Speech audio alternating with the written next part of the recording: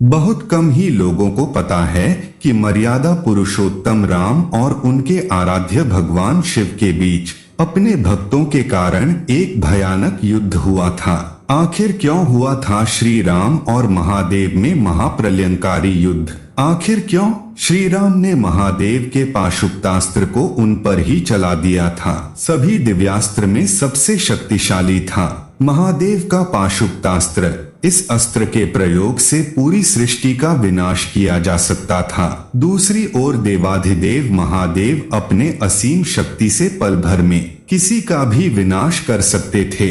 क्या हुआ जब श्री राम ने महादेव पर ही चला दिया उनका पाशुपतास्त्र? इन सारे प्रश्नों के उत्तर आज की इस वीडियो में जानेंगे।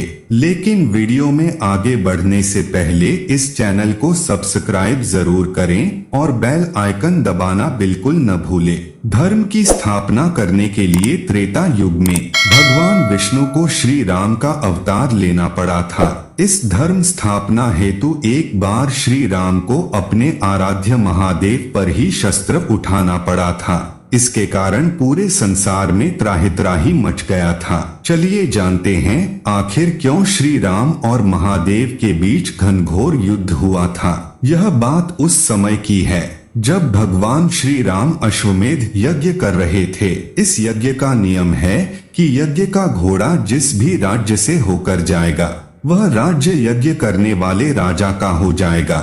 अगर किसी राज्य में अश्वमेध यज्ञ के घोड़े को बंदी बना लिया जाएगा तो उस राज्य के साथ युद्ध करके उसे परास्त करना पड़ेगा। अश्वमेध यज्ञ के दौरान यज्ञ के घोड़े को लेकर भगवान श्री राम के भाई शत्रुघ्न आगे बढ़ रहे थे। श्री राम के अनुज शत्रुघ्न के नेतृत्व में असंख्य वीरों की सेना सारे प्रदेश को विजित करती जा रही थी। यज्ञ का अश्व प्रदेश जा रहा था। इस क्रम में कई राजाओं के द्वारा यज्ञ का घोड़ा पकड़ा गया, लेकिन अयोध्या की सेना के आगे उन्हें झुकना पड़ा। शत्रुघ्न के अलावा सेना में हनुमान, सुग्रीव और भरत पुत्र पुष्कल सहित कई महारथी उपस्थित थे, जिन्हें जीतना देवताओं के लिए भी संभव नहीं था। कई जगह भ्रमण करने के बाद यज्ञ का घोड़ा देवपुर पहुंचा, जहां राजा वीरमणि का राज्य था। राजा वीरमणि अति धर्मनिष्ठ तथा श्री राम एवं महादेव के अनन्य भक्त थे। उनके दो पुत्र रुक्मांगद और शुभंगद वीरों में श्रेष्ठ थे। राजा वीरमणि के भाई वीरसिंह भी एक महारथी थे। राजा वीरमणि ने भगवान शंकर की तपस्या कर उन्हें प्रसन्न किया था और महादेव ने उन्हें उनकी और उनके पूरे राज्य की रक्षा का वरदान दिया था। महादेव के द्वारा रक्षित होने के कारण कोई भी उनके राज्य पर आक्रमण करने का साहस नहीं करता था। जब अश्व उनके राज्य में पहुंचा तो राजा वीरमणि के पुत्र रुक्मांगद ने उसे बंदी बना लिया और अयोध्या के सैनिकों से कहा कि यज्ञ का घोड़ा उनके पास है, इसलिए वे जाकर शत्रुघ्न से कहें कि विधिवत युद्ध कर वो अपना अश्व छुड़ा लें। जब रुक्मांगद ने ये सूचना अपने पिता को दी तो वो बड़े चिंतित हुए और अपने पुत्र से कहा कि अनजाने में तुमने श्री राम के यज्ञ का घोड़ा पकड़ लिया है। श्री राम हमारे मित्र हैं और उनसे शत्रुता करने का कोई औचित्य नहीं है, इसलिए तुम यज्ञ का घोड़ा वापस लौटा आओ। इस पर रुक्मांगद ने कहा कि हे पिताश्री, मैंने तो उन्हें युद्ध की चुनौती भी दे दी है, अतः अब उन्हें बिना युद्ध के अश्व लौटाना हमारा और उनका दोनों का अपमान होगा। अब तो जो हो गया है उसे बदला नहीं जा सकता, इसलिए आप मुझे युद्ध की आज्ञा दें। पुत्र की बात सुनकर वीरमणि ने उसे सेना सुसज्जित करने की आज्ञा दे दी। राजा वीरमणि अपने भाई वीरसिंह और अपने दोनों पुत्र रुक्मांगद और शुभांगद के साथ विशाल सेना लेकर युद्ध क्षेत्र में आ गए। इधर जब शत्रुघ्न को सूचना मिली कि उनके यज्ञ का घोड़ा बंदी बना लिया गया है तो वो बहुत क्रोधित हुए एवं अपनी पूरी सेना के साथ युद्ध के लिए युद्ध क्षेत्र में आ गए। उन्होंने पूछा कि उनकी सेना से कौन अश्व को छुड़ाएगा, तो भरत पुत्र पुष्कल ने कहा कि तातश्री, आप चिंता न करें, आपके आशीर्वाद और श्री राम के प्रताप से मैं आज ही इन सभी योद्धाओं को मारकर अश्व को मुक्त करता हूँ। वे दोनों इस प्रकार बात कर रहे थे कि पवनसुत हनुमान ने कहा कि राजा वीरमणि के राज्य पर आक्रमण करना स्वयं परमपिता ब्रह्मा के लिए भी कठिन है, क्योंकि ये नगरी महाकाल द्वारा रक्षित है। अतः उचित यही होगा कि पहले हमें बातचीत द्वारा राजा वीरमणि को समझाना चाहिए, और अगर हम न समझा पाए तो हमें श्री राम को सूचित करना चाहिए। राजा वीरमणि श्री राम का बहुत आदर करते हैं, इसलिए वे उनकी बात नहीं टाल पाएंगे। हनुमान की बात सुनकर श्री शत्रुघ्न बोले कि हमारे रहते अगर श्री राम को युद्ध भूमि में आना पड़े, ये हमारे लिए अत्यंत लज्जा की बात है। अब जो भी हो हमें युद्ध तो करना ही पड़ेगा। ये कहकर वे सेना सहित युद्ध भूमि में पहुंच गए। भयानक युद्ध छिड़ गया। भरत पुत्र पुष्कल सीधा जाकर राजा वीरमणि से भिड़ गया। दोनों अतुलनीय वीर थे। वे दोनों तरह तरह के शस्त्रों का प्रयोग करते हुए युद्ध करने लगे। हनुमान राजा वीरमणि के भाई महापराक्रमी वीरसिंह से युद्ध करने लगे। रुक्मांगद और शुभांगद ने शत्रुघ्न पर धावा बोल दिया। पुष्कल और वीरमणि में बड़ा घमासान युद्ध हुआ। अंत में पुष्कल ने वीरमणि पर 8 नाराज बाणों से वार किया। इस वार को राजा वीरमणि सह नहीं पाए और मूर्छित होकर अपने रथ पर गिर पड़े।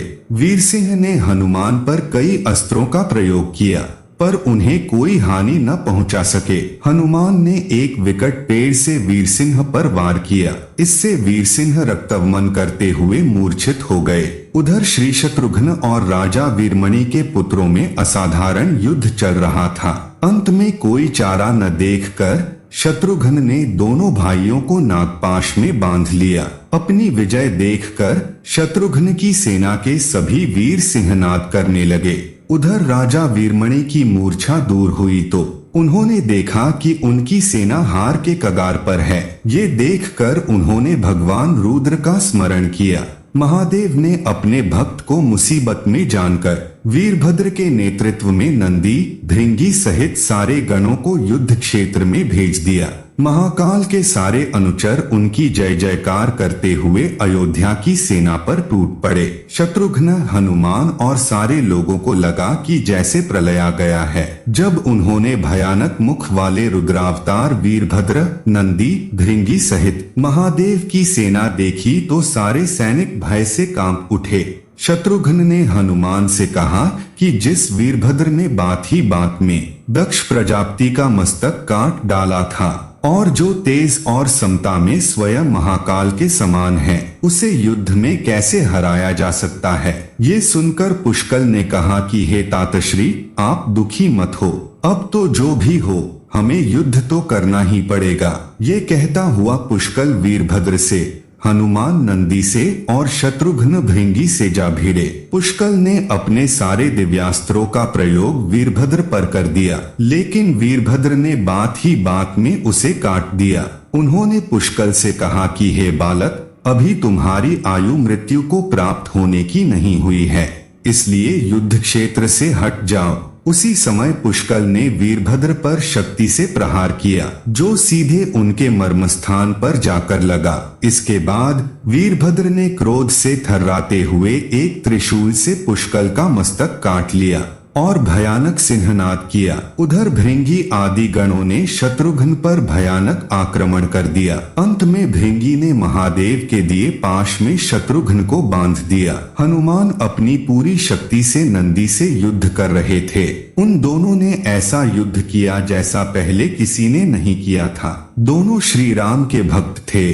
और महादेव के तेज से उत्पन्न हुए थे। काफी देर लड़ने के बाद कोई और उपाय न देखकर नंदी ने शिवास्त्र का प्रयोग कर हनुमान को पराभूत कर दिया। अयोध्या के सेना की हार देखकर राजा वीरमणि की सेना में जबरदस्त उत्साह आ गया और वे बाकी बचे सैनिकों पर टूट पड़े। ये देखकर हनुमान ने शत्रुघ्न से कहा कि मैंने आपसे पहले ही कहा था कि ये नगरी महाकाल द्वारा रक्षित है, लेकिन आपने मेरी बात नहीं मानी। अब इस संकट से बचाव का एक ही उपाय है कि हम सब श्री राम को याद करें। ऐसा सुनते ही सारे सैनिक शत्रुघ्न, पुष्कल एवं हनुमान सहित श्री राम को याद करने लगे। अपने भक्तों की पुकार सुनकर श्री राम तत्काल ही लक्ष्मण और भरत के साथ वहां आ गए।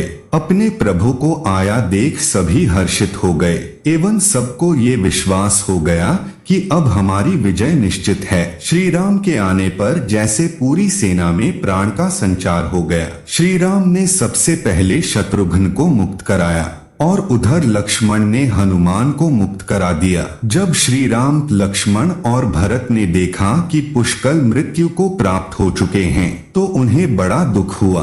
भरत तो शोक में मूर्छित हो गए। श्री राम ने क्रोध में आकर वीरभद्र से कहा कि तुमने जिस प्रकार पुष्कल का वध किया है उसी प्रकार अब अपने जीवन का भी अंत समझो।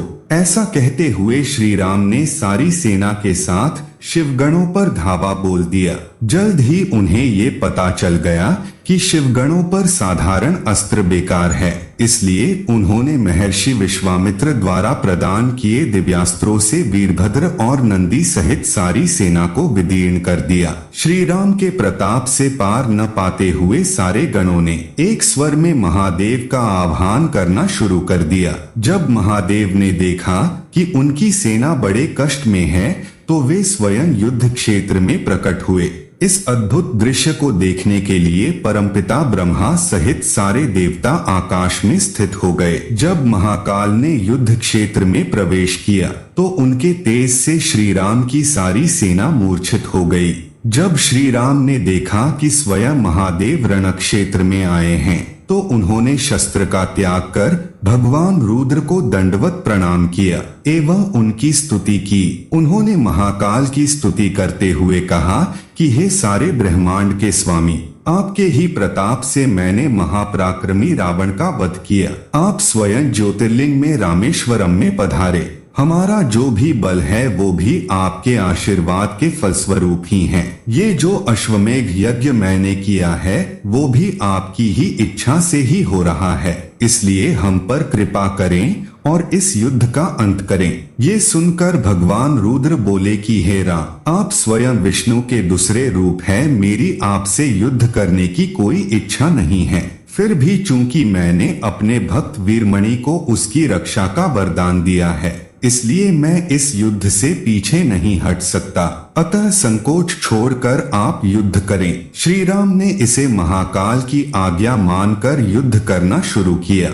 दोनों में महायुद्ध छिड़ गया जिसे देखने देवता लोग आकाश में स्थित हो गए। श्री राम ने अपने सारे दिव्यास्त्रों का प्रयोग महाकाल पर कर दिया पर उन्हें संतुष्ट नहीं कर सके। अंत में उन्होंने पाशुपतास्त्र का संधान किया और भगवान शिव से बोले कि हे प्रभु, आपने ही मुझे ये वरदान दिया है कि आपके द्वारा प्रदत्त इस अस्त्र से त्रिलोक में कोई पराजित हुए बिना नहीं रह सकता। इसलिए हे महादेव, आपकी ही आज्ञा और इच्छा से मैं इसका प्रयोग आप पर ही करता हूँ। ये कहते हुए श्री राम ने वो महान दिव्यास्त्र भगवान शिव पर चला दिया। वो अस्त्र सीधा महादेव के हृदय स्थल में समा गया और भगवान रुद्र इससे संतुष्ट हो गए। उन्होंने प्रसन्नता पूर्वक श्री राम से कहा कि आपने युद्ध में मुझे संतुष्ट किया है, इसलिए जो इच्छा हो वर मांग ले।